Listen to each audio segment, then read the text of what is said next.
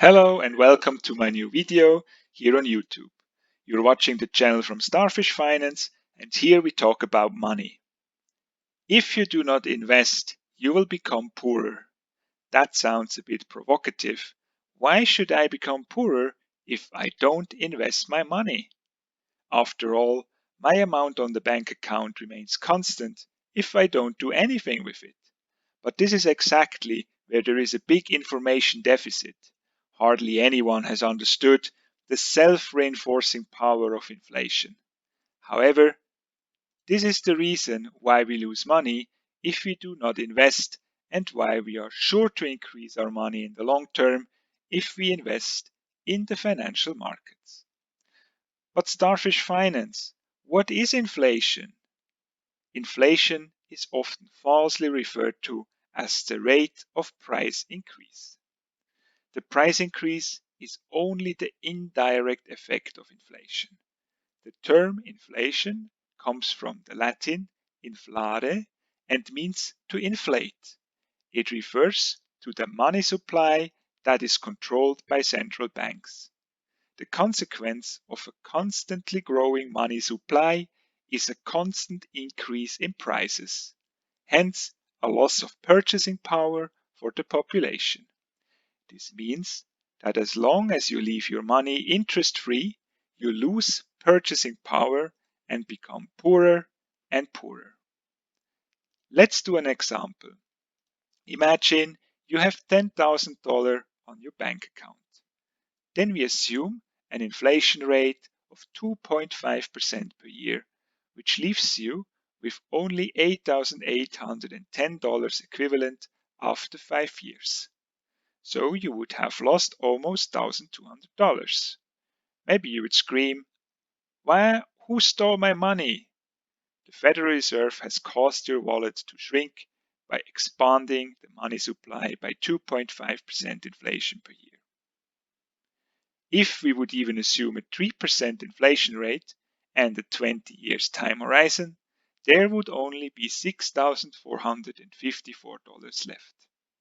There are two factors that determine this effect: percentage, the actual inflation rate, and the time horizon, the number of years. But don't worry, I will show you how to not only compensate for this effect with the help of investments, but even reverse it into a positive one. Together, we will grow a money tree which, the bigger it gets, produces more and more money fruits. So follow me here on YouTube and also on Instagram.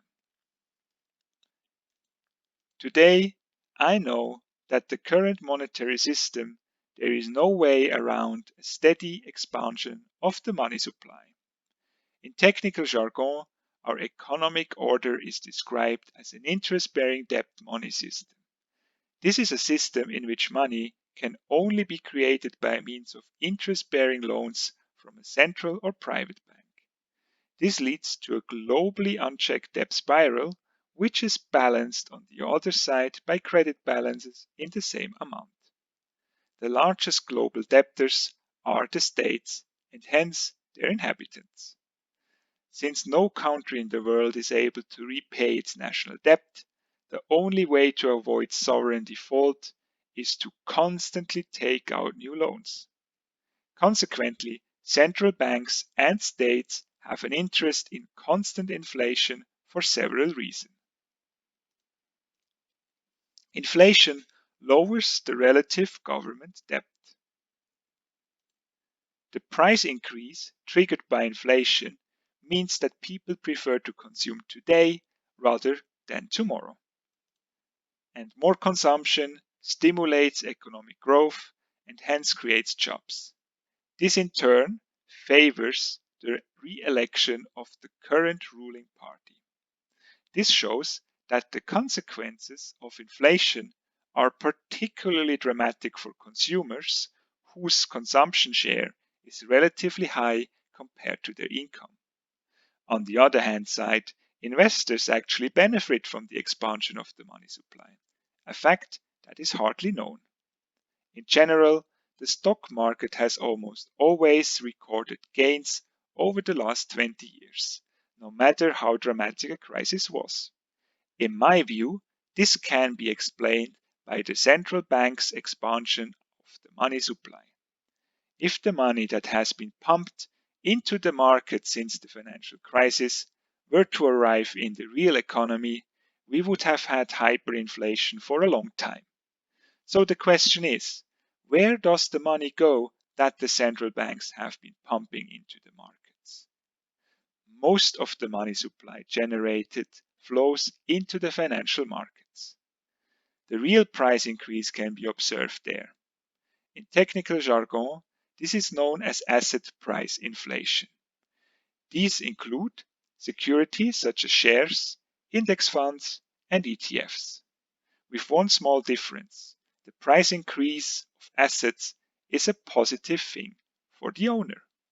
As an example, we have here a graph from the SP 500 and also from the Nasdaq. The flood of money from central banks causes prices to rise on the financial markets and helps investors. The monetary system, with interest and compound interest, demands constant economic growth in order to be able to guarantee the payment of interest on credit balance. As a passive investor with a long-term investment horizon, financial crises do not bother us much, but can actually benefit us. So this was it, my explanation why you get poorer if you do not invest. I hope you could learn something. If so, you can support my work by clicking on the like button and subscribing to this channel. In case of any questions, leave a comment or send me a message. I'm always happy to help you. Have a nice day and see you in my next video.